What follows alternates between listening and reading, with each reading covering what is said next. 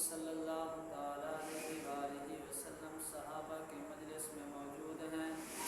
آپ نے سوال کر دیا، فرمایا کون آدمی ہے جو آج روزہ رکھ کے آیا ہو؟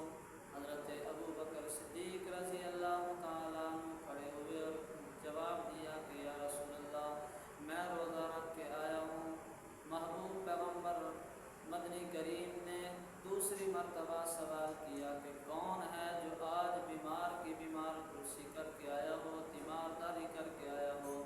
پھر بھی حضرت ابو بکر کھڑے ہوئے اور جواب دیا یا رسول اللہ، یہ کام بھی میں کر کے آیا ہوں۔ مدنی کریم نے تیسری مرتبہ سوال کیا کہ کون ہے جو آج جنازہ پڑھ کے آیا ہو؟ پھر بھی حضرت ابو بکر کھڑے ہوئے اور جواب دیا کہ یا رسول اللہ، میں یہ کام کر کے آیا ہوں، جنازہ پڑھ کے آیا ہوں۔ مدنی کریم نے چوتھا سوال کیا، فرمایا کون ہے جو آج صدقہ کر کے آیا ہو؟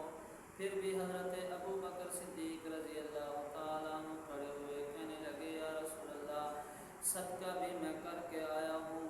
تو محبوب کریم نبی کریم صلی اللہ علیہ وآلہ وسلم نے آخر میں ارشاد فرمایا، جس بندے کے اندر یہ چاروں چیزیں جمع ہو جائیں تو فرمایا وہ سیدھا جنت میں داخل